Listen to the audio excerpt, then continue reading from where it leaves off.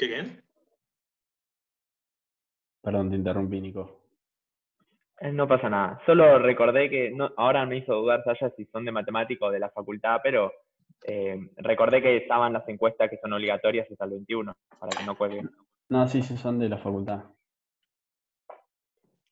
Yo porque como las había respondido hace bastante y todo es como todo raro, pero sí, tienes razón, digo yo en mis materias, ¿no? Y no me acordé, pero buenísimo.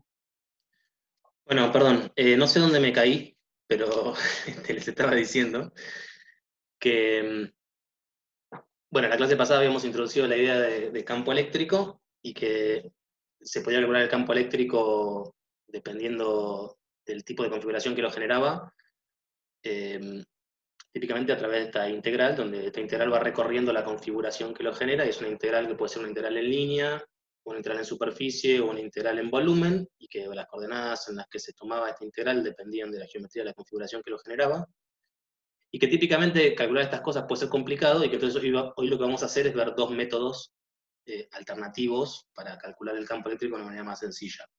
Una va a ser la ley de Gauss, y la otra va a ser a través del el potencial eléctrico. Así que bueno, lo que quiero empezar a repasar hoy era ver algunos ejemplos que había dejado planteada la clase pasada, que era los ejemplos del ejercicio 8 de la guía 4. Les había dicho que dejen planteadas las integrales para calcular el campo eléctrico. El propósito era ver que esas integrales son feas, son feas y que resolverlas puede ser complicado, y motivar a partir de ahí la necesidad de encontrar métodos alternativos para calcular el campo eléctrico. Entonces, bueno, repasemos esas configuraciones, pero antes recordemos que digamos, el campo eléctrico está definido a partir de esta integral. Esta era una integral sobre la configuración de carga. El campo eléctrico está evaluado en un punto en un punto que está representado por el vector R vector, y esta integral es una integral sobre la configuración de carga que es recorrida por el vector R'. Bueno, entonces hay una constante K que simplemente está escrita para balancear las unidades de esta integral y que esto termine quedando con las unidades de campo eléctrico. Como dije, R' es un vector que recorre la distribución de carga. R es el vector que determina el punto del espacio en el que yo quiero evaluar el campo. Y este dq es un diferencial de carga que toma es distinto según el tipo de distribución que tengo.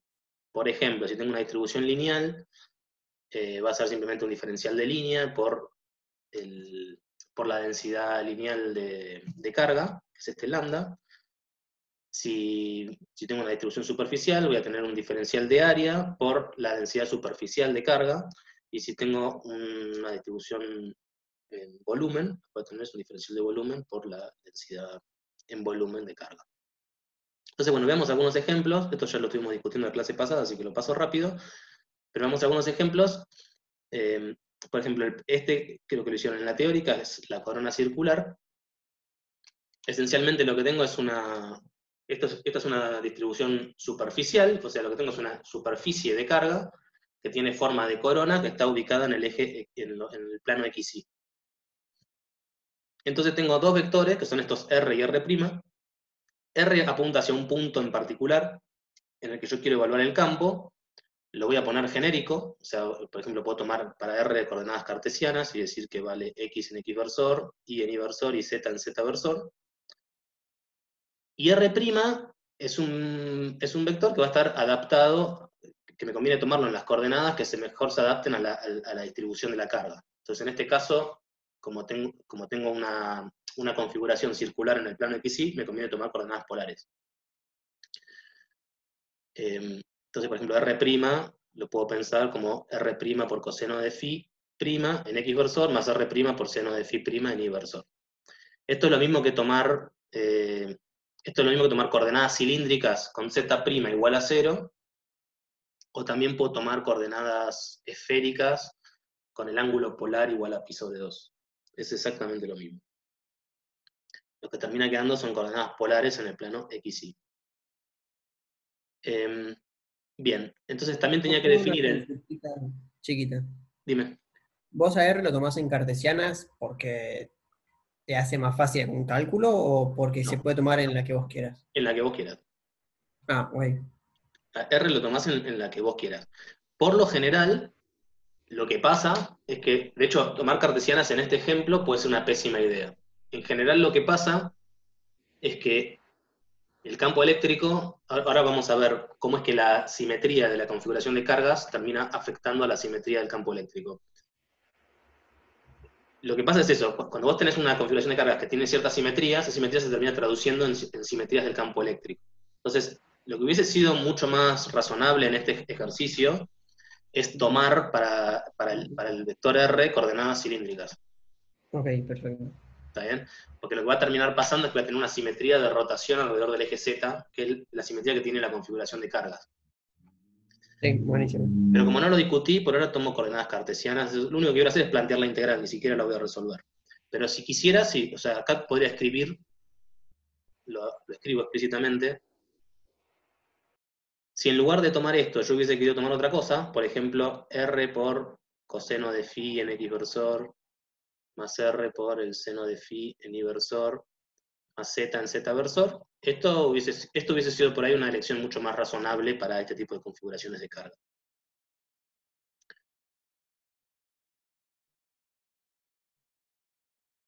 Bien. Para el diferencial de área, entonces lo que tengo que ver es el producto de los desplazamientos en las dos direcciones que me recorren la configuración. En este caso, para desplazarme por la corona, tengo que desplazarme en phi' y en R'. Entonces miro los desplazamientos en esas direcciones, que las tenemos escritos de la clase pasada. Tengo que ir a la parte donde dice coordenada cilíndrica, o coordenadas esféricas, pero bueno, tengo que restringirme al plano XY, y lo que puedo ver es que el desplazamientos en R me dan de R' y desplazamientos en phi me dan R' por de phi'. Así que esto ya me deja fijo cuál es el diferencial de área. Y después lo que tengo que decir es qué carga tengo en cada puntito de la distribución de carga. Y justo en este caso que estoy discutiendo, la distribución de carga sobre la corona es uniforme, entonces este sigma de R' en realidad es una constante, no depende de R', no depende del puntito sobre la corona en el que estoy. Entonces, lo más importante siempre que tengo una distribución de cargas que me pide el campo eléctrico, si lo voy a calcular a través de la integral, es escribirme todas las cosas que aparecen en la integral y después las meto adentro y después es una cuestión de calcular. Entonces, por ejemplo, en este caso, tengo la integral de K por dq, esta es la definición del campo eléctrico, por el dq en R', por R menos R' sobre la distancia esta al cubo.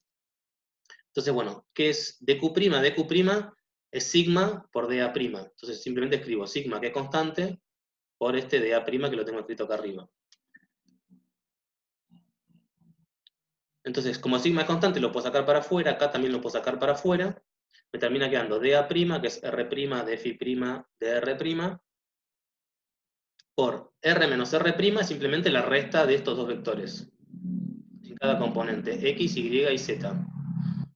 Así que me terminan quedando la componente X, Y y Z. Y esto que está acá abajo es simplemente el módulo de este vector al cubo.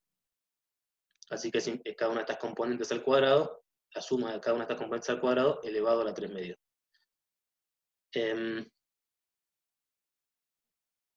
Bien.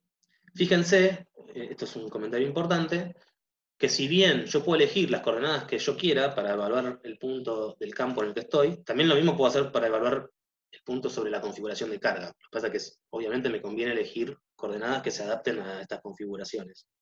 Lo que siempre conviene tomar, esto es importante, siempre conviene escribir estos vectores en una base que esté fija, en versores cartesianos. ¿Por qué? Porque después lo que termina pasando cuando uno se escribe la integral es que esto termina quedando una integral en cada una de las direcciones de los vectores en cada uno de los elementos de la base que eligió. Y si ustedes en lugar de tomar X, Y, Z versores hubiesen tomado versores móviles, es posible que esos versores dependan de las coordenadas en las que estoy integrando. Por ejemplo, en configuraciones esféricas, el R versor depende del ángulo, ¿no? Porque a medida que yo voy cambiando el ángulo, la dirección radial va cambiando. Entonces no puedo sacar un R versor afuera de la integral. Porque el R versor depende estrictamente del ángulo, y yo estoy integrando sobre un ángulo, en muchos casos. Entonces, lo bueno que tienen estos versores fijos es que yo al X versor, Y versor y Z versor lo puedo sacar para afuera la integral. Entonces, esto que es una integral de un vector me termina quedando un vector tal que en cada componente de ese vector yo tengo definida una integral. Bueno, termina quedando esto habrá que integrarlo y ver qué da. Pero la cuestión es que me va a quedar un vector en X versor, Y versor y Z versor que va a depender de las coordenadas X, Y y Z. Todo lo demás me desaparece porque, fíjense que yo estoy integrando en phi' y en r'. Bien. Y después, bueno, obviamente, como tengo las cosas en X versor, Y versor y Z versor, capaz que después me conviene, una vez que ya hice la integral, rearmarme todo en términos de versores móviles, porque por ahí, en este tipo de configuraciones, al campo eléctrico conviene mucho más escribirlo en versores móviles que en versores fijos. Pero bueno, eso habrá que verlo caso a caso. Lo que quiero mostrar acá simplemente es que por lo general son integrales feas, entonces va a estar bueno buscar métodos alternativos. Les planteo otro problema, por ejemplo el plano infinito. Acá tengo un plano infinito en el plano XZ. No sé por qué tengo ρ acá. Y no sigma, bueno. Cuestión que, de vuelta, elijo la posición en la que quiero evaluar el campo como quiera. Acá sí pues, tiene más sentido elegir coordenadas cartesianas, porque la configuración de cargas que genera el campo es un plano, entonces ahí tiene más sentido usar coordenadas cartesianas. Y lo mismo para el vector que voy a ir recorriendo todos los puntos de la configuración de carga. Me conviene elegir coordenadas cartesianas. De vuelta elijo los versores fijos. En este caso el plano está en XZ, así que simplemente R' va a ser X' en X versor y Z' en Z versor. El diferencial de área va a ser el diferencial de longitud en cada una de estas direcciones, va a ser simplemente dz' de X', y acá tengo un error, esto es lo que les decía. Esto que está acá es una distribución superficial, así que esto por lo general, esto es notación pura, ¿no? Pero a las distribuciones superficiales las llamamos sigma. Entonces, bueno, en cada puntito del plano, la densidad de carga es la misma, o sea, es constante, T sigma es constante. Bueno, listo. Pero, Diego, Sí. esto que hablas de la notación, entonces también nos puede ayudar cuando leemos un problema, dependiendo si vemos un lambda, un sigma o lo que sea. Sí, Nos da una instrucción de por dónde tenemos que ir, si lineal, superficial o volumétrico. sí, definitivamente. Okay. Sí, porque a veces es como raro, por ejemplo, si tenés una esfera, tu esfera puede estar cargada en volumen. ¿Qué quiere decir? Por ejemplo, es como si tuvieras una bola de bowling. Si la abrís, tiene también material adentro. Entonces vos Claro, tenés que sea más. carga en todo, o podría tener una esfera cargada en superficie nada más, que sería más el caso de una pelota, que adentro tiene aire y afuera tiene aire, y lo único que tiene, digamos, que hubiese cargada, sería la superficie. A veces por ahí del enunciado no queda tan claro cuál de los dos casos es, porque usás la misma palabra, esfera, y no queda, y no sé. Entonces, si vos ves la letrita, ya sabés que sigma quiere decir que solo la superficie está cargada, rho quiere decir que está cargado todo, y lambda quiere decir que es una línea, por ejemplo. Ahora, esta es la notación que tomo yo. Yo te puedo garantizar que yo cuando escriba ejercicios en un parcial y en la guía me voy a usar esta convención. Por lo general creo que es la convención que se sigue en los libros. Quizás no elijan exactamente estas letras, pero sí te aclaran qué letras van a usar.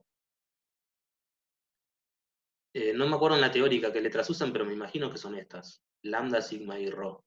Sí, lo mismo. Ok. Sí, es lo más estándar, por lo menos en la carrera de física es lo más estándar.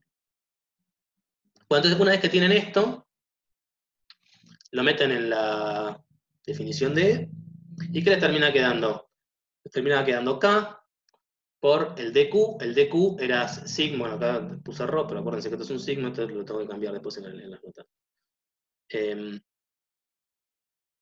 por el diferencial de área, que es esto que está acá. Ahora tengo que integrar, y ahora le tengo que avisar a estas coordenadas de dónde a dónde van. Entonces, por ejemplo, z va de menos infinito a infinito, y x va de menos infinito a infinito. Esto es un plano infinito en i igual a 0. O sea, esto está en el plano xy, y es un plano infinito de carga.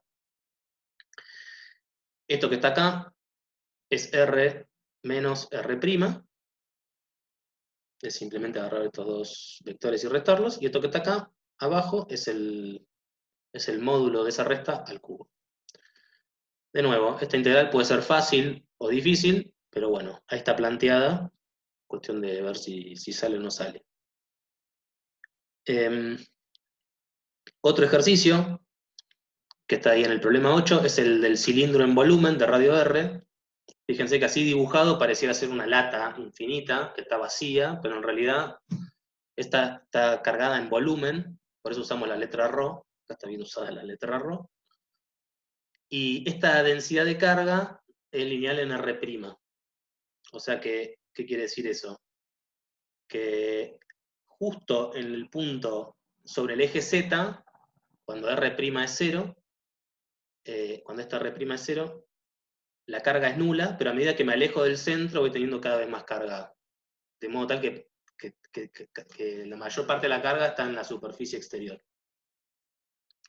Pero está cargado en volumen, o sea, en cada puntito de este cilindro yo tengo una carga, y la densidad de carga está dada por esta expresión que depende de la distancia de R', que es la distancia al eje Z. Estoy tomando coordenadas cilíndricas acá.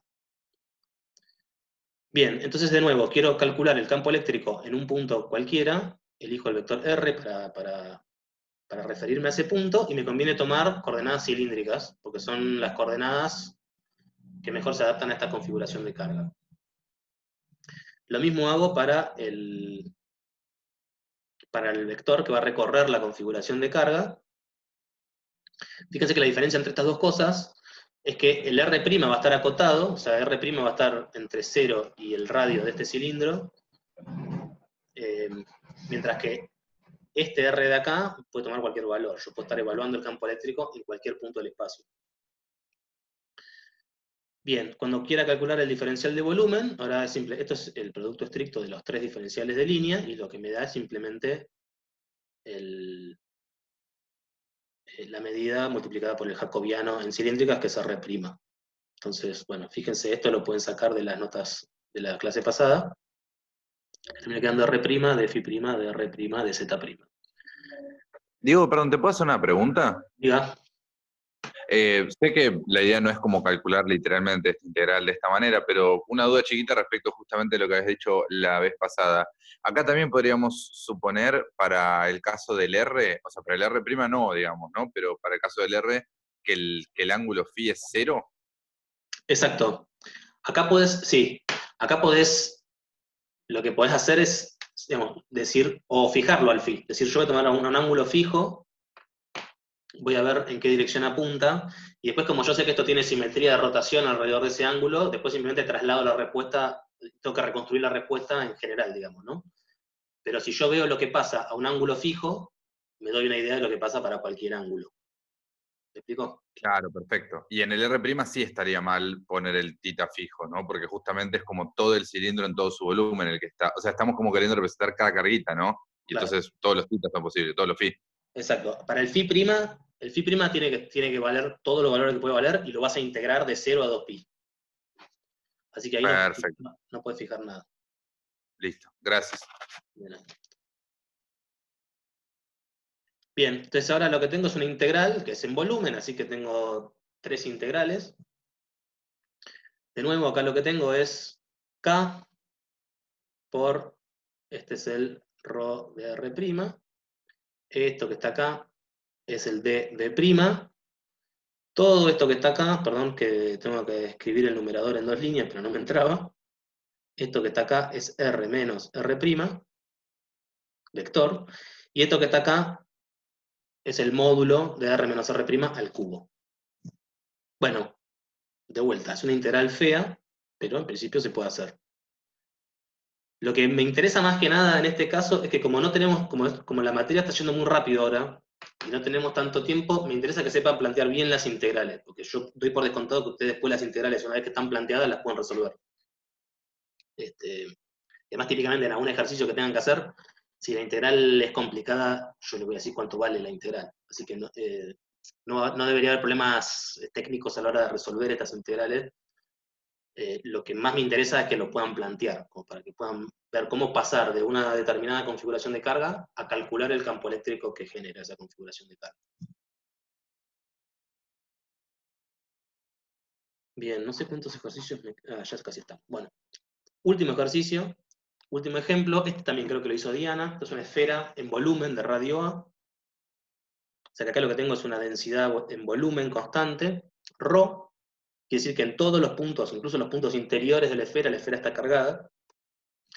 Obviamente me conviene tomar coordenadas esféricas, entonces para R tomo coordenadas esféricas, para R' tomo coordenadas esféricas, y ahora de vuelta primo todo. Siempre me conviene tomar una base de versores fijos. El diferencial de volumen lo puedo sacar, bueno, eso ya lo conocen, es simplemente el diferencial de volumen en coordenadas esféricas. Tiene este jacobiano. Y bueno, después es cuestión de escribir el campo eléctrico. Fíjense que a medida que van haciendo configuraciones más raras, me van quedando cosas cada vez más raras, expresiones cada vez más complicadas. Así que bueno, esta integral se puede hacer, o se pueden tratar de buscar métodos alternativos para calcular el campo eléctrico, que eso es lo que quiero pasar a discutir ahora. Entonces, lo primero que quiero notar, y esto creo que es una de las cosas más importantes, es que cuando la distribución de cargas que genera el campo tiene simetrías, esas simetrías se terminan traduciendo en simetrías del campo. Entonces mi idea es tratar de ver cómo establecer este diccionario, de cómo, a partir de ver qué simetrías tiene la configuración de carga, cómo puedo sacar conclusiones sobre el campo. Entonces, y básicamente cuando me refiero a simetrías, me refiero a lo siguiente: ¿qué transformaciones puedo hacer sobre una configuración de cargas que la dejan invariante, es decir, que no la cambian? Por ejemplo, si tengo una esfera cargada, si yo la roto sobre su eje, me termina quedando, en cualquier ángulo, en cualquiera de las dos direcciones en las que puedo rotar, me termina quedando exactamente la misma esfera cargada. ¿Está bien? Porque la única información que tengo sobre la esfera es la densidad de carga. Si la densidad de carga fuese uniforme, o sea, solo depende del radio, yo la puedo rotar, perdón, aunque si es uniforme quiere decir que no depende de ninguna coordenada, pero podría depender, por ejemplo, de manera radial la densidad de carga, y en ese caso también sería invariante frente a rotaciones. Y lo que quiere decir eso es que si yo la roto, me queda exactamente la misma esfera que yo tenía originalmente. No tengo manera de distinguir entre una esfera, la esfera original, y la esfera rotada. En ese sentido me refiero a que tengo una simetría. Entonces, bueno, veamos, por ejemplo, ejemplos de simetrías y cómo es que esas simetrías de una configuración de carga impactan en el campo eléctrico. El primer ejemplo que voy a tomar es un hilo de longitud infinita alineado con el eje Z. Me conviene tomar coordenadas cilíndricas, porque las coordenadas cilíndricas privilegian al eje Z. Y bueno, y puedo discutir qué tipo de simetrías tiene esta configuración de carga. Una simetría es de rotación alrededor del eje Z. Si yo al hilo lo roto alrededor de Z, la configuración de carga queda invariante, no cambia nada. Y eso quiere decir que todo lo que esté rodeando al hilo, si yo lo roto alrededor del eje Z, no debería cambiar. O sea que, en particular, el módulo del campo eléctrico no debería depender de la coordenada angular en cilíndricas. No debería depender del ángulo. Debería tener una simetría de rotación alrededor del eje Z. ¿Está bien? Entonces, de rotación en Z, alrededor del eje Z, que me deja la configuración de carga invariante, puedo llegar a la conclusión de que el módulo del campo eléctrico no depende de la coordenada phi. ¿Está bien? ¿Por qué el módulo y no el campo en sí mismo? Esto es importante. Fíjense que si... no sé dónde escribir. Voy a escribir acá abajo. Si yo tengo el hilo y el campo eléctrico apunta en la dirección radial, en cilíndricas, fíjense que esto no tiene simetría de rotación alrededor como vector, el campo eléctrico no tiene simetría de rotación alrededor del eje Z, porque es un vector que va cambiando su orientación. O sea, la dirección del campo depende del ángulo φ en el que yo lo estoy evaluando. Si estoy en este punto va a estar apuntando hacia allá, y si estoy en este punto va a estar apuntando hacia allá. Lo que sí puedo concluir es que en módulo el campo eléctrico no puede cambiar en este espacio. En cada puntito de este espacio, que es transcurrido por el ángulo φ, el módulo del campo eléctrico tiene que ser siempre el mismo, porque el módulo del campo eléctrico depende estrictamente de la distancia al eje Z. Y la distancia al eje Z, cuando yo cambio el ángulo, no va cambiando en ningún momento. Entonces, de la simetría de rotación alrededor del eje Z, yo puedo concluir que el módulo del campo eléctrico no puede depender de la coordenada φ. Otra simetría que tengo es de traslación en Z. Como yo tengo un hilo infinito, si yo no me muevo para arriba o para abajo, siempre voy a tener infinito hacia arriba e infinito hacia abajo. Y no va a haber cambiado absolutamente nada. O sea que trasladarme en Z no genera absolutamente ningún tipo de cambio en cómo yo percibo a la configuración de carga. Igual que antes, que si yo me trasladaba en φ, tampoco, si yo rotaba en φ, no notaba ninguna diferencia en lo que pasaba con la configuración de carga. Entonces acá, de la misma manera, yo puedo concluir que el campo eléctrico no puede depender de la coordenada Z. Y esto es razonable, porque no hay ningún Z, así como antes no había ningún ángulo privilegiado, tampoco hay un Z privilegiado. No hay ninguna altura privilegiada, porque el hilo es infinito. Lo que sí hay privilegiados son distancias al hilo. Yo puedo estar o cerca del hilo o lejos del hilo, pero yo puedo tener una distancia determinada. Entonces, no tengo una simetría en cuanto a si me alejo o me acerco al hilo. Pero sí tengo estas simetrías de rotación alrededor del hilo o de traslaciones en Z. Entonces, con este tipo de argumentos, de transformaciones continuas que yo puedo ir haciendo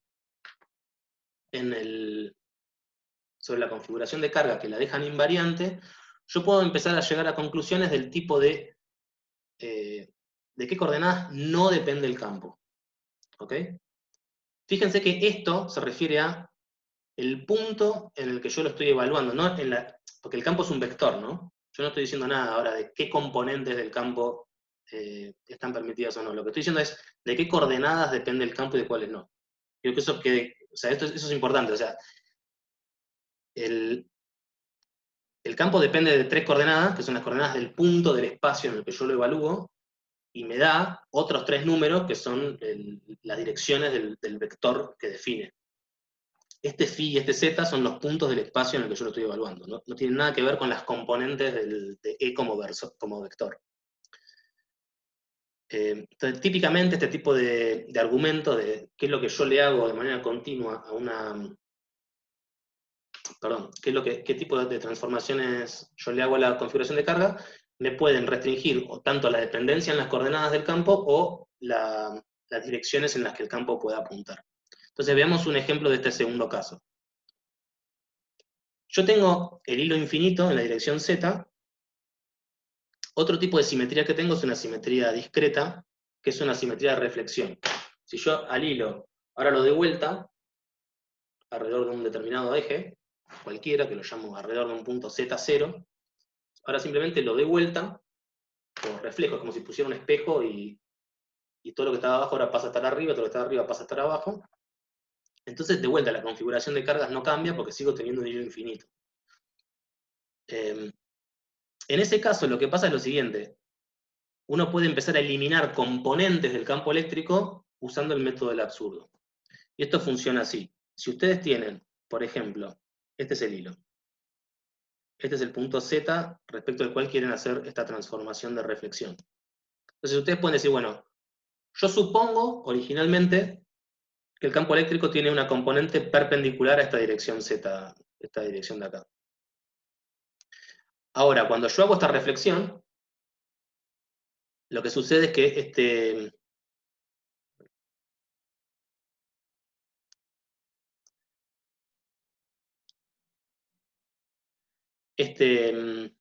si yo hago esta reflexión, lo que me termina pasando es que este campo eléctrico me termina apuntando hacia abajo.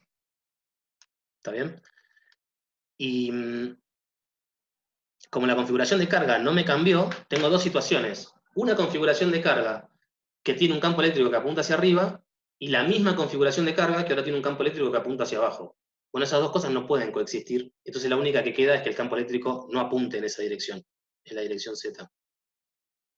Entonces, reflexión en Z0 me implica que E no puede apuntar en la dirección Z.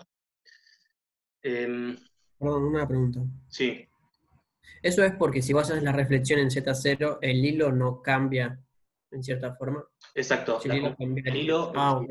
lo que llamo la configuración de carga, son transformaciones que vos haces sobre la carga que al final de hacer esas transformaciones te dejan lo mismo que tenías originalmente. Claro, por eso Y como vos sale al la hilo, flecha... lo da vuelta, te queda el mismo hilo. Bien, buenísimo.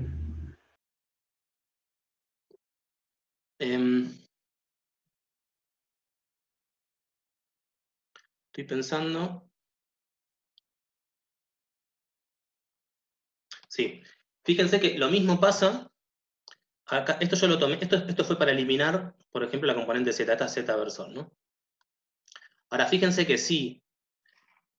Ahora voy a considerar otro caso distinto. Ahora voy a suponer que en este punto del espacio yo puedo tomar un campo que tiene esta componente, que apunta hacia mí. ¿Está bien? Entonces ahora cuando yo agarro el hilo y lo doy vuelta, me queda la misma configuración de carga, pero este punto ahora pasa a estar apuntando hacia adentro de la hoja. O sea, llego a exactamente el mismo absurdo. Que una configuración de carga tiene un campo eléctrico para un lado y después la misma configuración de carga tiene que tener campo eléctrico para el otro. Eso quiere decir que el campo eléctrico no puede tener esa, no puede depender, no puede estar apuntando en esa dirección. Bueno, justo en este caso, esta dirección de acá es lo que llamamos phi versor, es la dirección angular. Entonces, este mismo argumento de reflexiones o rotaciones discretas, o sea, no a un ángulo continuo, sino un ángulo igual a pi, me termina cancelando la dependencia, me termina imponiendo que el vector campo eléctrico no puede estar apuntando ni en Z ni en phi. ¿Ok? Entonces, ¿qué es lo que concluyo? Bueno, como no puede apuntar ni en Z ni en phi, tiene que estar necesariamente apuntando en la dirección R, que es la única dirección que me queda en coordenadas cilíndricas. Y además, habíamos dicho antes que el módulo no podía depender ni de Z ni de phi, o sea que el módulo necesariamente tiene que depender de R, únicamente. Entonces, usando argumentos de simetría, yo vi qué tipo de forma va a tener un campo eléctrico asociado a un hilo que tiene esta configuración infinita. Va a ser un objeto que va a depender de la distancia al hilo y va a estar apuntando en la dirección radial de cilíndricas. ¿Está bien? Y esto depende estrictamente de que el hilo sea infinito, porque si el hilo no es infinito, hay simetrías de las que yo hablé que no son ciertas. Por ejemplo, no es cierto que si yo me traslado en el eje Z, no es cierto que eso es una simetría. Porque si yo me hago una traslación en el eje Z, voy a estar más cerca o más lejos de los extremos, de alguno de los dos extremos. Así que eso ya deja de ser una simetría. Eso es una simetría estricta cuando el hilo es infinito, que los extremos me quedan siempre en el infinito, no importa cuánto yo me acerque o me aleje.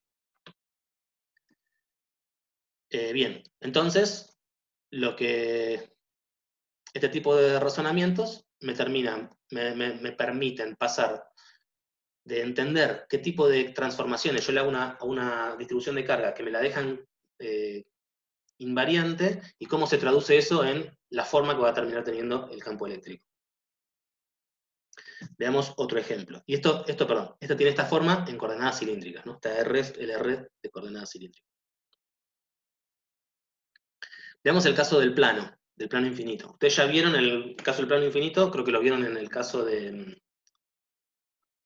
con Diana en la teórica, a partir de tomar el límite de la corona, que lo que tienen es un campo constante que de un lado apunta en una dirección y del otro lado apunta en la otra dirección, pero que el campo eléctrico es perpendicular al plano infinito.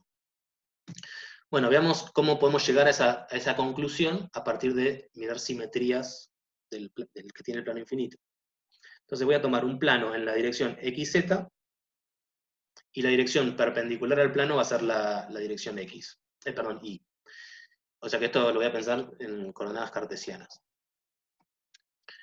Bueno, entonces una cosa que tengo es que si yo elijo un punto cualquiera del plano y tengo definido la dirección Y, que es la perpendicular al plano, si yo hago una rotación alrededor de esta componente Y, lo que termina pasando es que si yo suponía que tenía un campo eléctrico para arriba, de rotarlo a un ángulo pi, termino concluyendo que en realidad tiene que tener un campo para abajo. Y mismo argumento que antes, si yo proponía un campo que tenía una componente de este tipo, después de rotarlo un ángulo pi en i, terminaba teniendo una componente hacia adentro. ¿Está bien? Quiere decir que las componentes paralelas al plano el campo eléctrico no puede tener componentes que sean paralelas al plano. Es decir, E no puede apuntar ni en Z ni en X, que son las direcciones en las que está el plano. Esto es el mismo argumento que usé antes, en el caso de que agarré el hilo y lo di vuelta. Es exactamente el mismo argumento. Solo que acá puedo ser un poco más... no hace falta que yo de cambios así tan abruptos en ángulo de 180 grados, porque como esto es invariante frente a cambios incluso chiquitos o continuos, puedo llegar a esta conclusión también usando simetrías continuas en lugar de usar simetrías discretas como antes. Pero bueno, entonces, de rotaciones alrededor del eje Y, llegó a la conclusión de que E no puede apuntar ni en Z ni en X versor. O sea que de acá lo que yo puedo concluir es que E va a ser una función que puede depender de X, Y y Z, pero que solo va a estar en la dirección Y. ¿Está bien? Lo que eliminé fue las componentes en Z versor y en X versor. ¿Está bien? No eliminé la dependencia en X y en Z. Eliminé la posibilidad de que E apunte en las direcciones X y Z.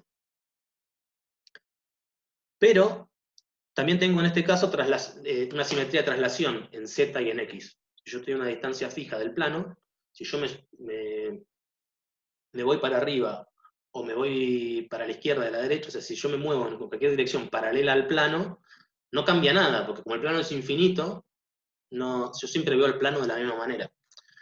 Entonces, eso quiere decir, por el mismo tipo de argumentos que antes, que ahora el módulo del campo no puede depender de las coordenadas z y x. ¿Ok? Porque tengo simetrías de traslación en z y en x. Y eso sí quiere decir que ahora el campo no puede depender de x ni de z, como en cuanto a su dependencia en coordenadas. Ya no estoy hablando de las direcciones del campo, estoy hablando de la dependencia en las coordenadas. Entonces, eso es lo que significa es que el campo solo puede tener una dependencia en la coordenada Y y solo puede apuntar en la dirección Y. Esto es algo que en principio ya lo sabían, que solo puede apuntar en la dirección Y. Ustedes saben más, saben además que el campo para el plano infinito es constante, o sea que ni siquiera depende de Y. Pero por argumento de simetría eso no lo podemos ver acá. Lo que puedo ver es que el campo va a ser una función de Y en la dirección de Y versor.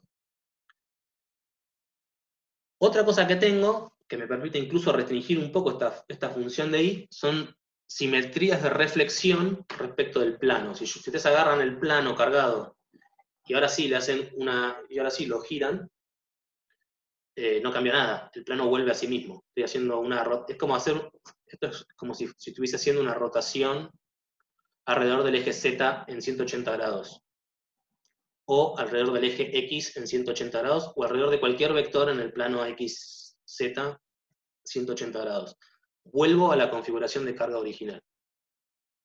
Entonces, en ese caso, nada, no...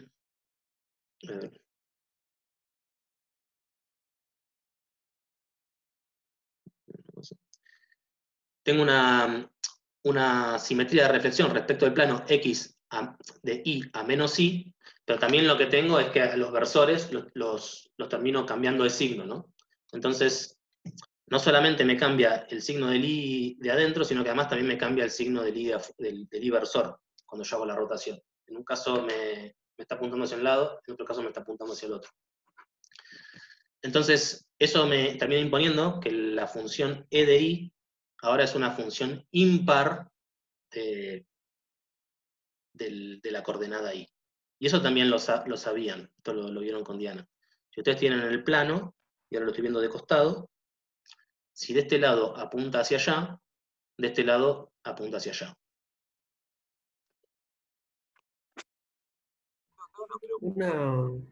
Perdón. Ariel, ¿vos tenés una pregunta? Mándale, Sí, me superpuse con Fede, perdón. Ok, lo había visto.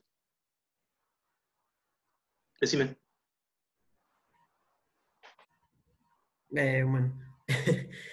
¿No hay una simetría también de reflexión como en la del hilo? En respecto de un Z0, por ejemplo, en este caso sería... O sea, no veo por qué no sería. Sí, o sea, a ver, creo que te estás refiriendo a esta. Antes, suponete, yo tenía el hilo, suponete que el hilo está contenida en el plano.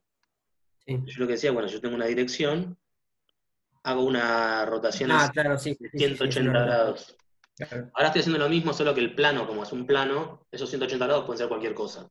No tienen por qué ser diferentes, o sea, no tienen por qué ser múltiplos de simetría. Gracias. Diego, yo te quería hacer una pregunta un poco más general. Dime.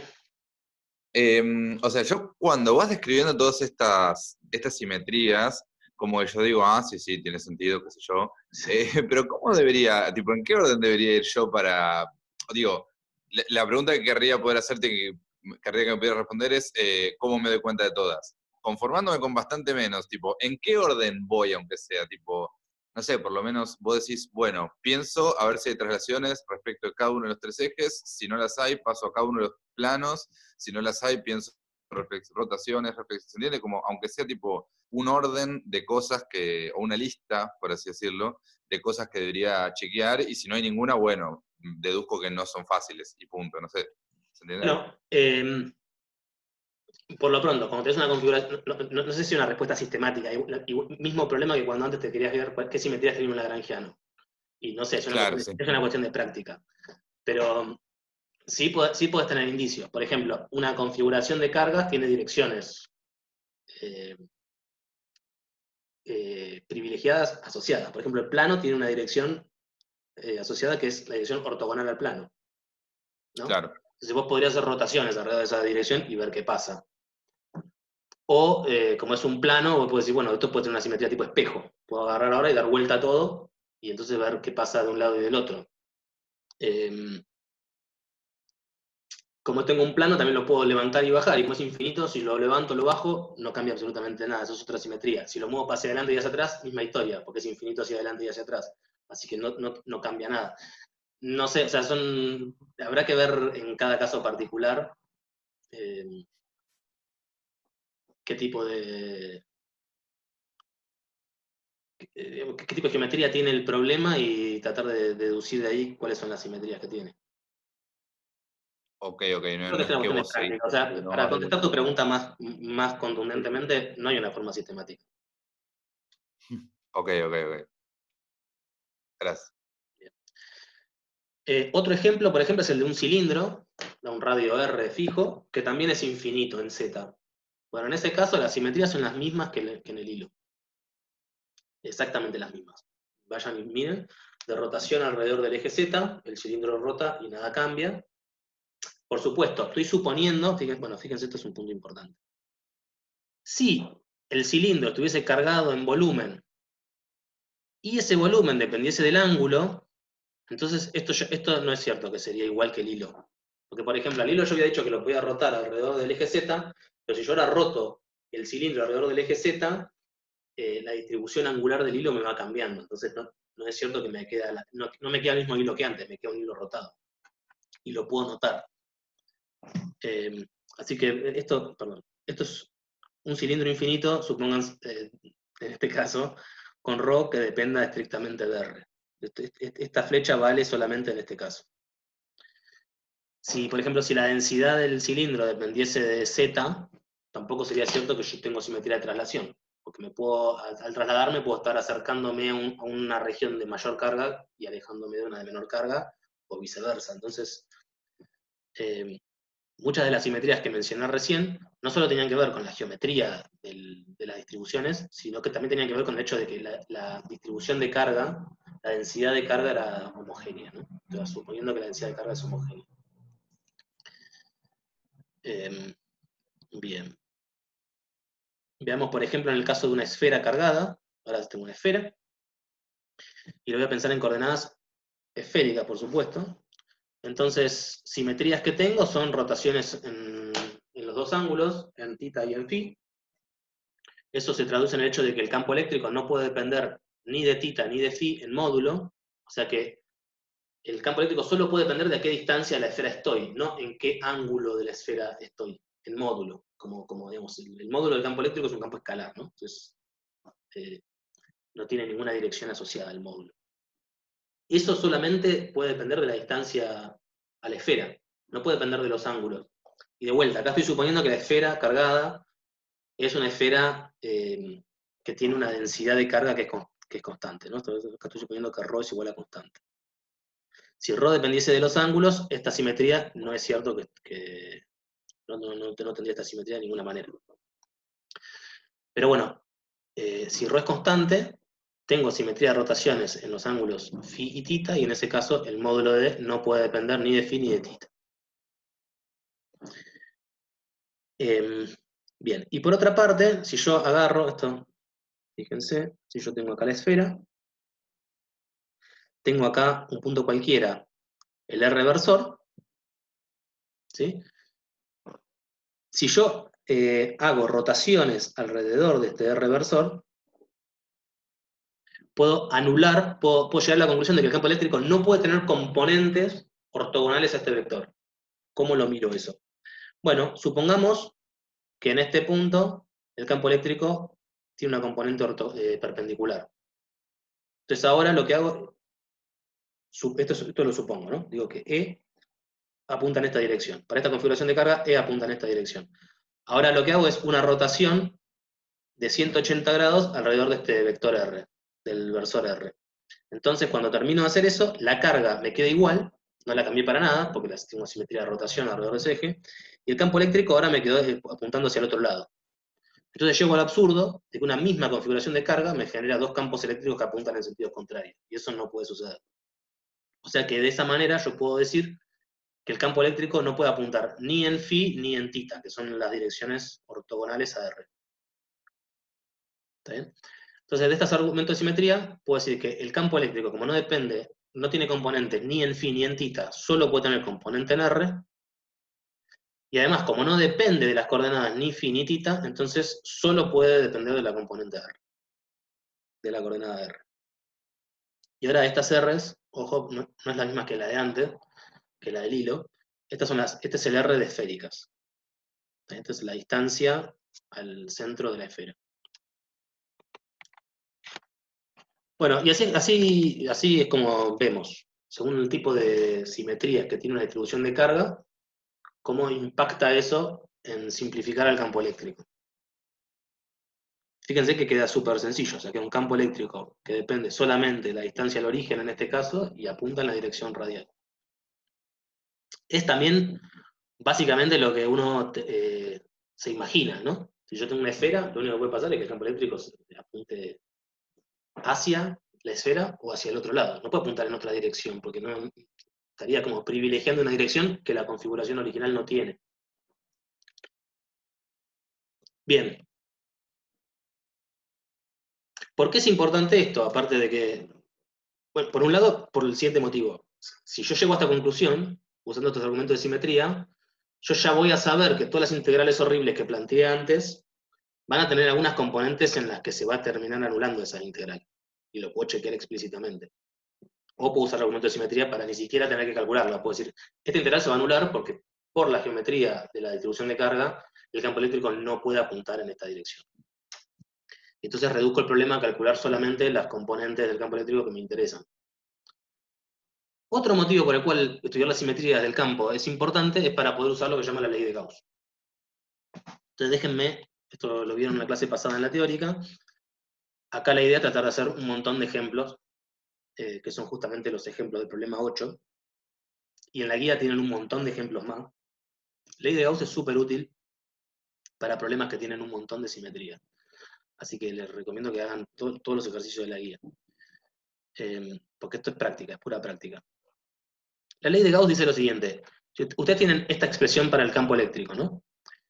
El campo eléctrico depende de R. O sea que R' es una variable de integración acá, así que nada depende de R'. Depende de R. Si ustedes le toman el gradiente a esta expresión, lo que pueden ver es que, perdón, la divergencia al campo eléctrico, lo que le termina quedando es que la divergencia es proporcional a ρ, que es la densidad volumétrica de carga.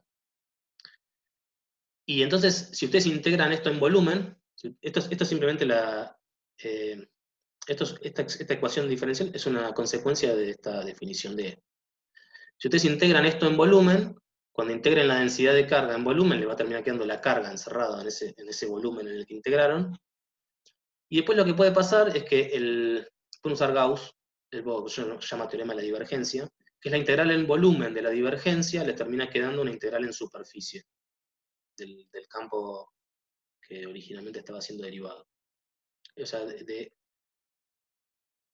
de acá a acá, lo que sucede es el teorema de la divergencia, que la integral en volumen de la divergencia de un campo es la integral sobre la superficie que encierra ese volumen del campo proyectado por el diferencial de superficie, donde este diferencial de superficie siempre apunta en la dirección exterior de la superficie. Esto es el teorema de la divergencia. Si no lo tienen fresco, les sugiero que lo vayan a... No sé en qué materia lo deben haber... Seguro que lo vieron. No sé en qué materia lo deben haber visto. Análisis 2. Análisis 2. Bueno, tampoco es importante que sepan cómo es el teorema de la divergencia. Lo que sí tienen que saber es cómo se calculan estas integrales de superficie. Ahora igual lo voy a repasar. Pero esto es lo más importante. Entonces, lo que termina pasando es que ustedes relacionan una integral en superficie del campo eléctrico con la carga que encierra esa superficie. Entonces, esta es la ley de Gauss, lo que está recuadrado acá.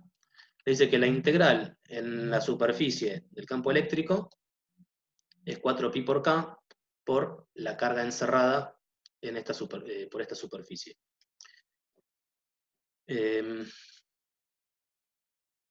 Un comentario. Este 4pi por k también es igual a 1 sobre epsilon 0. Así que es posible que esto lo habían escrito como carga encerrada sobre epsilon 0. Es exactamente lo mismo.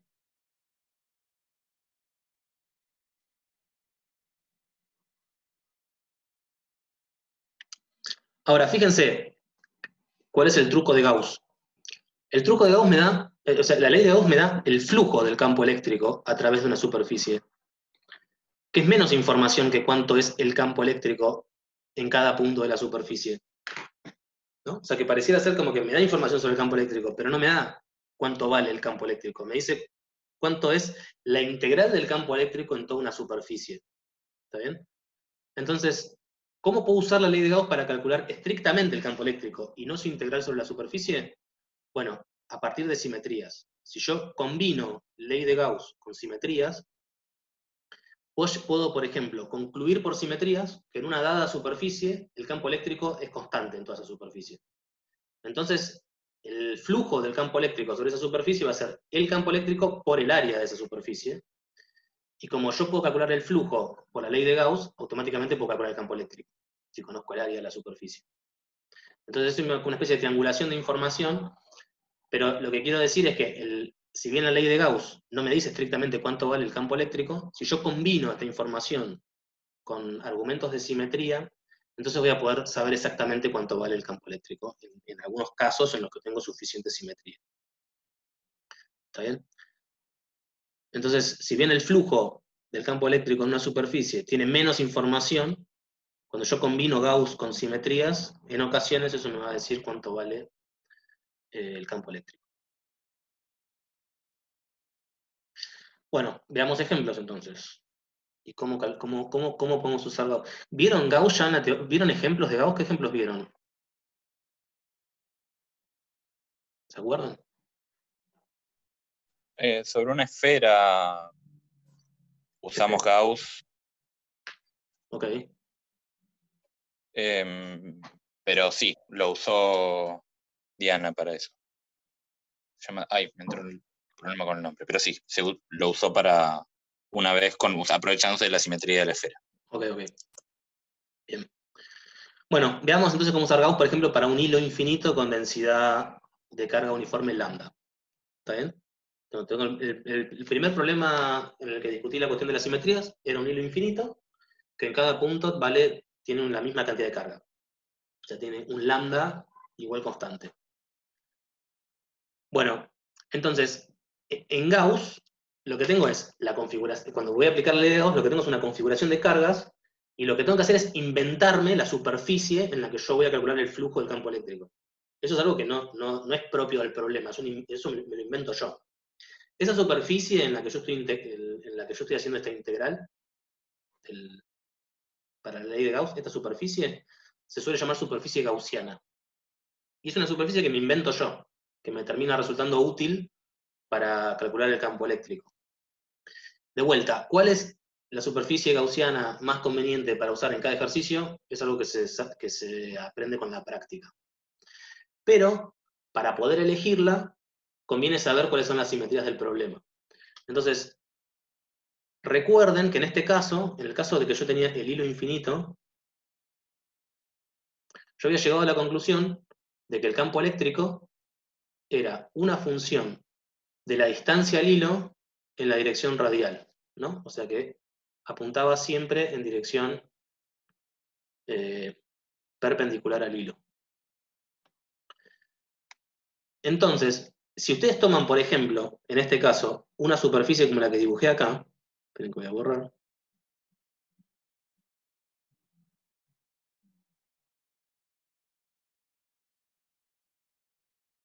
Acá con línea punteada dibujé una superficie, que es una lata de tomate vacía, ¿no? Ustedes ven la superficie, una lata de tomate.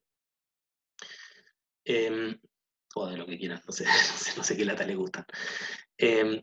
Fíjense que esta superficie tiene tres subsuperficies, que son la tapa de arriba, que estoy llamando S superior, es esta que está acá.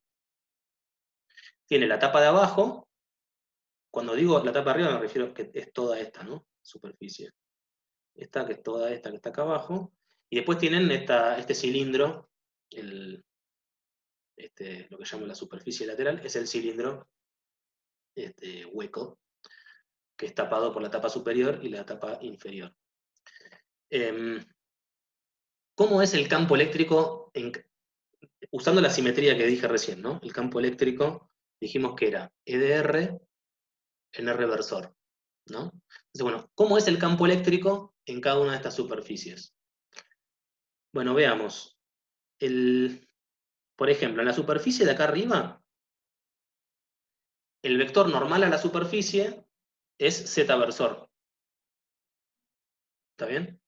O sea que el diferencial de superficie en este caso va a ser el diferencial de área sobre la superficie. Este diferencial de área lo calculo igual que antes. Esto es lo que sería el DA. Lo que antes llamamos DA. Por Z versor, ¿no? Que es un versor que es perpendicular a la superficie y apunta en la dirección externa de la superficie cerrada que tengo. En este caso, tiene que estar apuntando hacia arriba. En el caso de la superficie inferior va a estar apuntando hacia abajo. Entonces, fíjense, en el campo eléctrico sobre esta superficie va a estar apuntando en dirección radial, se va a estar apuntando en esta dirección. En particular, en este punto va a estar apuntando en esta dirección, en dirección radial. O sea, se va a estar alejando el campo eléctrico. En este punto se va a estar alejando del eje Z. Pero el campo eléctrico va a estar alineado con la superficie superior. ¿Lo ven todos eso? ¿Alguien no ve eso? El campo eléctrico va a estar, si esta es la tapa superior, el campo eléctrico va a estar alineado con esa tapa y va a ser perpendicular a la normal. ¿Está bien? Esta es la dirección R versor para este punto. Y lo que pasa es que R versor y Z versor son ortogonales en las coordenadas cilíndricas. Entonces, cuando yo mire la integral en superficie sobre esta tapa, me va a dar 0. Porque el campo eléctrico es perpendicular al diferencial de superficie, que es perpendicular a la superficie. Perdón, Diego, no, yo no veo por qué el campo eléctrico iría así. A ver, déjame... ok. Primero que el campo eléctrico, yo sé cómo va por los argumentos de simetría que usé antes, ¿eh? O sea, estoy usando información que traje de antes. Sí, Esto que está acá, esto sale de la simetría. Ahora, ¿qué es esto? R es la coordenada radial en cilíndricas. Esto vale en cilíndricas, ¿no? R es la coordenada radial en cilíndricas. Quiere decir que el campo eléctrico, si vos tenés el hilo, déjame ver. Si este es tu hilo, tu campo eléctrico siempre apunta en la dirección radial. ¿Ok? No sé sí, si me estás viendo en el video, pero si no me estás viendo en el video, te sugiero que me veas en el video. Si tu hilo sí, está en la dirección Z, tu campo eléctrico apunta siempre en la dirección radial. O sea, se está alejando del hilo. Ahora, la superficie es paralela a la dirección radial. O sea, la dirección radial está contenida en la superficie, ¿no? Esta es la superficie superior. Si el campo eléctrico apunta en esta dirección, quiere decir que el campo eléctrico es ortogonal al diferencial de superficie, que es perpendicular a la superficie. O sea, sí, totalmente. esta es la superficie, este es el campo eléctrico y esta es el diferencial de superficie. ¿Ok? Bien, sí, Bien. Entonces, como el campo eléctrico es ortogonal al diferencial de superficie, entonces el flujo de campo eléctrico va a ser 0 en esta superficie.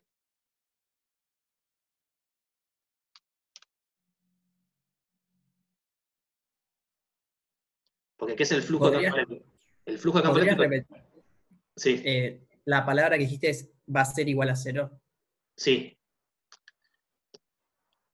Hagamos una cosa, olvídense de eso último que dije. Lo que me interesa ahora es que ustedes vean las simetrías. Ahora vamos a ver qué es igual a 0 y qué no, porque lo voy a calcular explícitamente.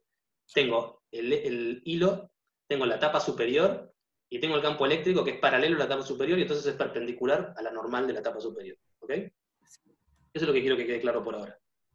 Sí, sí, entonces sí. Lo mismo, exactamente lo mismo pasa con la tapa inferior. Ahora la tapa va a estar abajo, pero misma historia. El campo eléctrico también apunta en la dirección R, y ahora lo que pasa es que la normal de la superficie está apuntando hacia abajo. Pero también es perpendicular al campo eléctrico. ¿Está bien? O sea, en este caso, E es paralelo a la superficie, y entonces es perpendicular al diferencial de superficie que apunta en Z, y en este caso pasa lo mismo, el campo eléctrico va a estar apuntando, alejándose del hilo, pero va a estar paralelo a la superficie inferior, y de vuelta el diferencial de superficie ahora apunta en menos Z versor. O sea que esto es un ángulo de 90, esto forma un ángulo de 90 grados, y acá arriba también tengo un ángulo de 90 grados, estos son vectores que son ortogonales. ¿Ok? Lo último que me falta ver es qué pasa con el campo eléctrico y la superficie cilíndrica esta, que tomé acá. Fíjense que el diferencial de superficie en la superficie lateral es el diferencial de área, pero apunta en la dirección de reversor. ¿Está bien? Porque acuérdense que el diferencial de superficie siempre es ortogonal a la superficie. O sea que el diferencial de superficie sobre el cilindro este tiene que apuntar en el reversor. ¿Eso lo ven? Perdón, Sí, una sí. frase. Dijiste ahora, siempre el diferencial de superficie es ortogonal en la superficie. Siempre el diferencial de superficie es ortogonal a la superficie. Ok, Y te digo más, gracias. apunta siempre en el sentido exterior de la superficie total. O sea, la superficie está cerrada como lata de tomate, tiene que apuntar hacia Punto afuera. hacia afuera. Ok. Sí. Gracias. Entonces, en la superficie de arriba, el diferencial de superficie apunta en Z versor. En la superficie de abajo apunta en menos Z versor. en la superficie lateral apuntan siempre en la dirección R versor.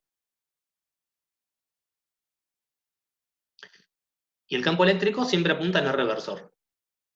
¿Está bien? Bueno, esto es toda la información. Vamos a ver. Entonces, toda la información que necesito es la siguiente. ¿Cuánto vale el diferencial de superficie en la superficie de arriba, el diferencial de superficie en la superficie de abajo, el diferencial de superficie en la superficie lateral? O sea, tengo que saber cuánto valen los diferenciales de superficie en cada una de las superficies y qué tipo de simetrías tiene el campo eléctrico. En este caso va a ser un EDR en R versor. Con estos datos ya puedo usar Gauss.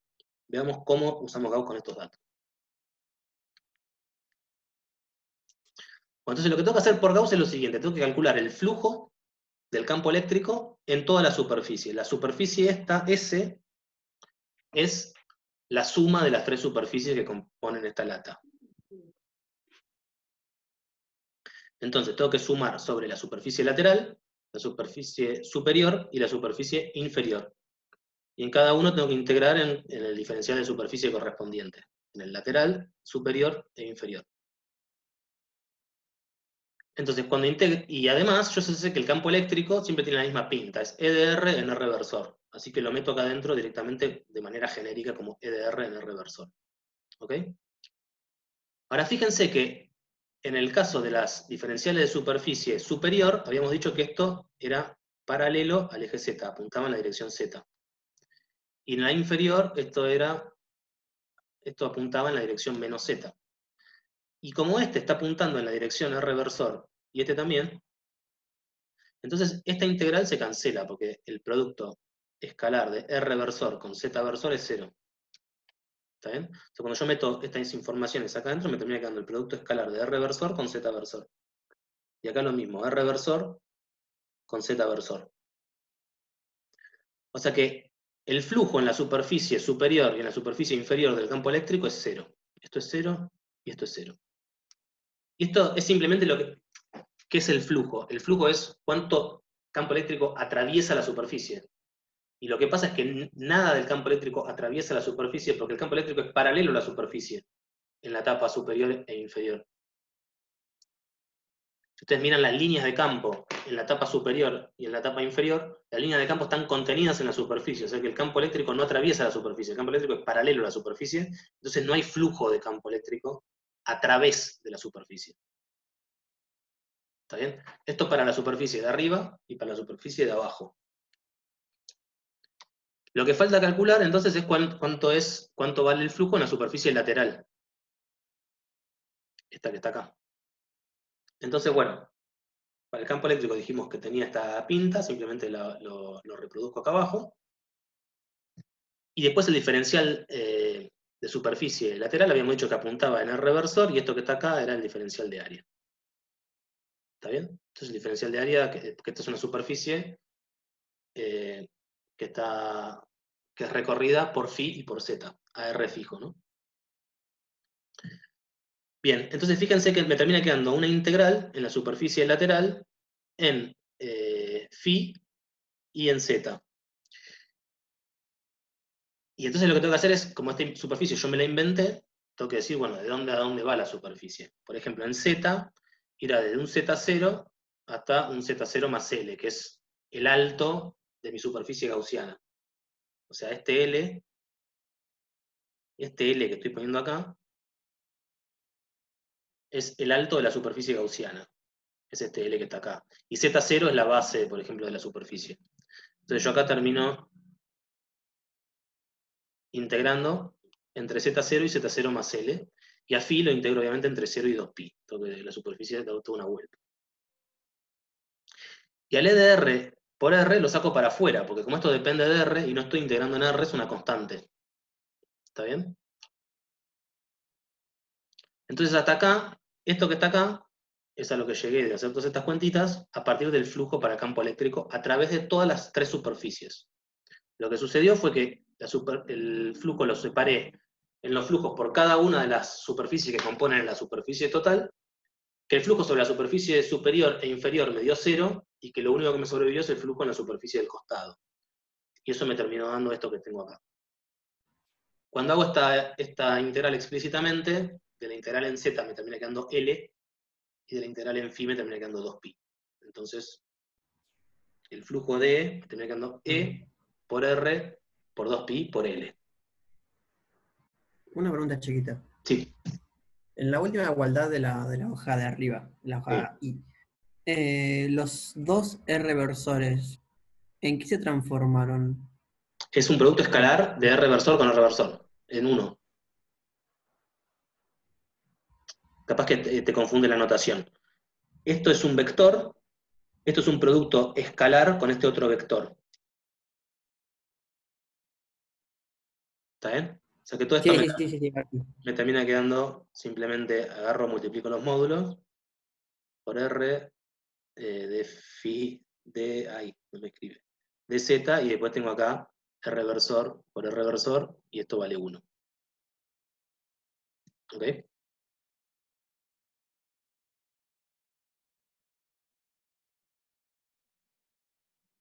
Bien.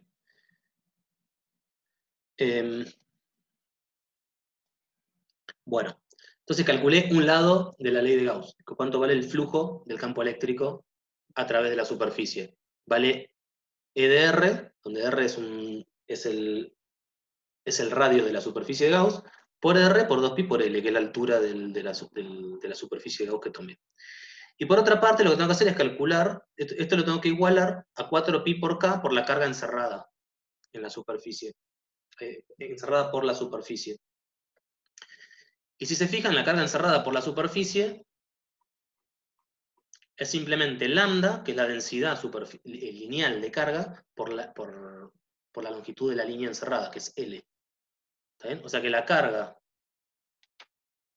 del hilo entre este punto y este punto, la carga de este tramo de hilo, que es la que está contenida dentro de la superficie, es lambda por L. ¿Ok? Esta es la carga encerrada. Lambda por L.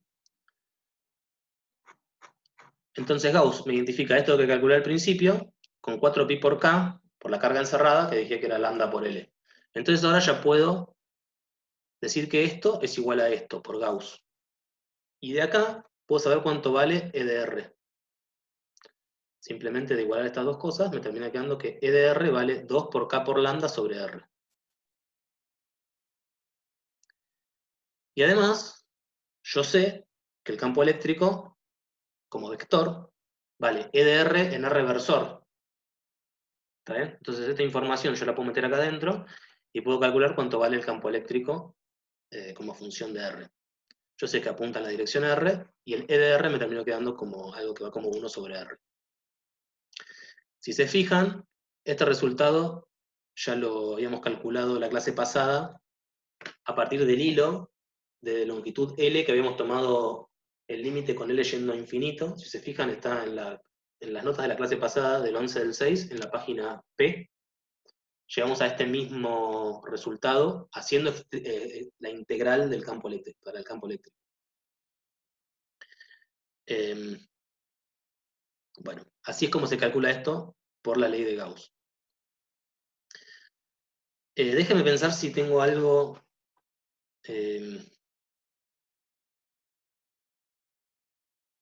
bueno, entonces rebobinemos, ¿no? Porque veo que generó bastante confusión la serie de pasos que seguí. Para que vean que no es tan... Ahora vamos a ver otros ejemplos, pero para que más o menos se den una idea. ¿Por qué tomé esta superficie? La tomé por lo siguiente, porque en la tapa de arriba el campo eléctrico es paralelo a la tapa. Entonces, en ese caso no tengo flujo. Cuando yo tenga que integrar el campo eléctrico en la tapa de arriba me va a dar 0. En la tapa de abajo lo mismo. Y en la tapa lateral, lo que pasa es que como la superficie lateral está siempre a la misma distancia del eje Z, y el campo eléctrico solo depende de la distancia, sobre esa superficie el campo eléctrico es constante. Por eso es que el campo eléctrico lo pude sacar para afuera de la integral. Pero sobre todo esta superficie lateral, el campo eléctrico es constante, porque esa superficie lateral está a radio fijo, y el campo eléctrico solo depende del radio. Entonces, como el radio lo es fijo, el campo eléctrico no está variando en la superficie. Entonces, eso es lo que me permitió este paso de acá a acá, poder sacar el E de R por R para afuera de la integral. ¿Está bien? Entonces me terminó quedando Fíjense lo que me termina quedando. Termina quedando E de R por esto, que si se fijan, es el área lateral del cilindro, ¿no? Esta es la altura por 2pi por el radio, que es ¿cómo se llama? La circunferencia del círculo de radio R. O sea que este es el área, esto que está acá, es el área de la superficie lateral. Y el flujo es estrictamente eso, es el campo eléctrico que es constante en toda esa superficie lateral por el área. Y en las otras superficies, en la de arriba y la de abajo, el flujo me dio cero, porque no tengo líneas de campo que la atraviesen. O sea, el campo eléctrico es paralelo a la superficie, o si quieren es perpendicular a la normal, a esa superficie.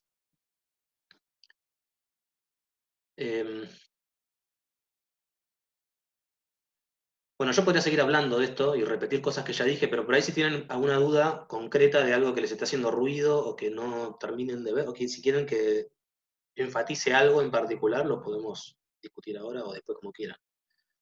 Yo puedo pedirte, ahí, digamos, creo que lo entendí, pero cuando, esto es algo que te voy a preguntar después del punto C de este mismo ejercicio, Sí. porque se me mezcla que hay un R versor, un R vector y un R, todo con el mismo R. Y hay un punto en el cual a veces me cuesta distinguirlo, digo, en plan aclaratorio. Digo, hay una igualdad un poco más arriba que tenés EDR vector, es EDR por R versor, donde Esta de acá, esta de acá. Es como muy... Es fuerte, digo, creo que fuente de confusión es necesario. Yo me acuerdo cuando estaba haciéndolo que era como, pará, tengo este R que no sé si es la coordenada, pero nada, digo, como dijiste en plan aclaratorio. Está bien, déjame que te aclare esto entonces.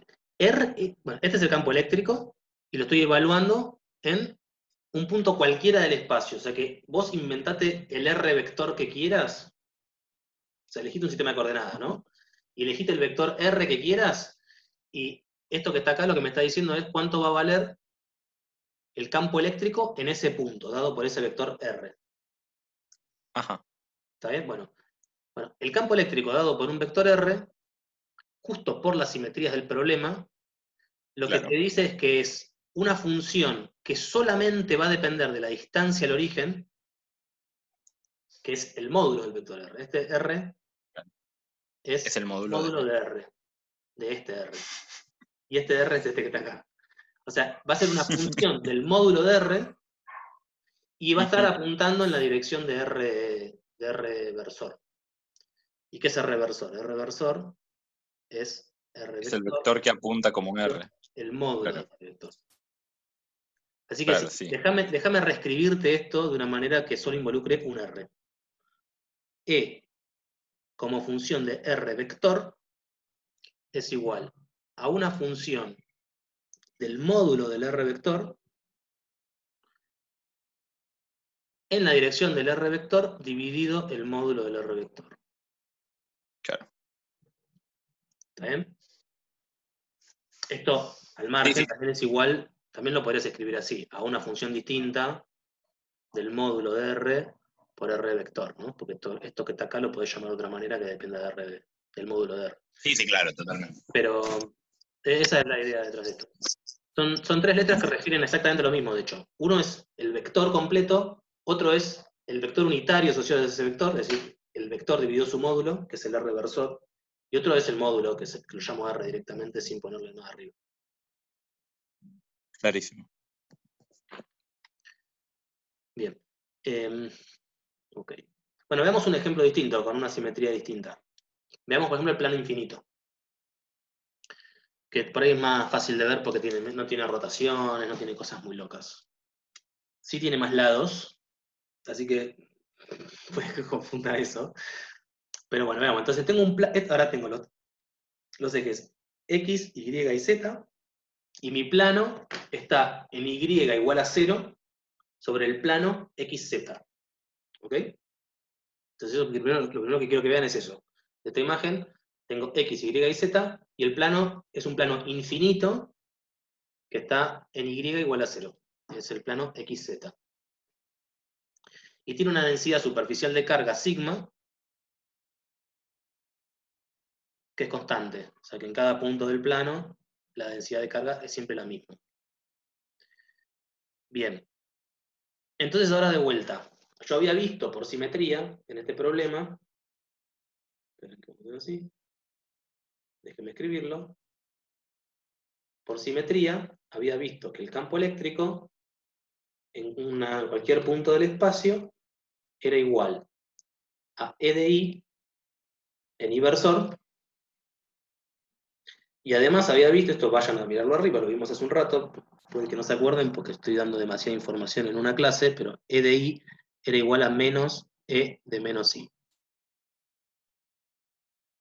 Esto lo habíamos visto usando argumentos de simetría, rotando el plano para que quede constante, y esto lo habíamos visto, esto es una restricción que tiene esta función, lo habíamos visto de ver qué es lo que pasaba cuando uno daba vuelta al plano así, lo hacías una especie de reflexión. Bueno, entonces, cuestión que el campo eléctrico, yo sé que va a estar apuntando en la dirección Y en todos lados. En cualquier punto va a estar apuntando en la dirección Y, de este lado para este lado, y del otro lado va a estar apuntando para el otro lado. ¿Está bien? Entonces, ahora necesito elegir una superficie gaussiana tal que en sus caras el campo eléctrico se comporte de una manera linda o de manera uniforme. Así sucede que o bien en alguna cara el flujo de campo eléctrico es cero, o bien en alguna cara el campo eléctrico es constante en esa cara. Te leo, pero no te escucho, Nicolás. No sé si estás hablando. ¿Me estás hablando ahora mismo?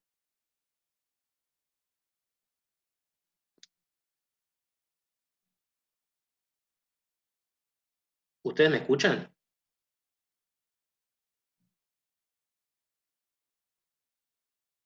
Pero yo no los escucho a ustedes. Yo creo que están hablando porque además no los escucho para nada. A ver. Déjame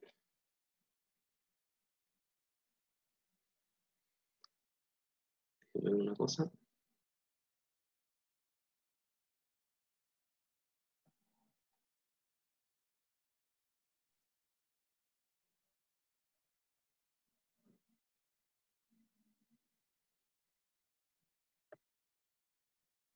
A ver, Anabel, ¿podés hablar ahora? Sí, no, veo que el micrófono se está moviendo, pero yo no te escucho para nada. Voy a hacer una cosa, voy a reiniciar esto, a ver si es lo único que sé hacer. Porque ya tengo muchos años, no tengo recursos alternativos para lidiar con estas situaciones más que reiniciar las cosas. Así que esperen que ya vengo. Sí.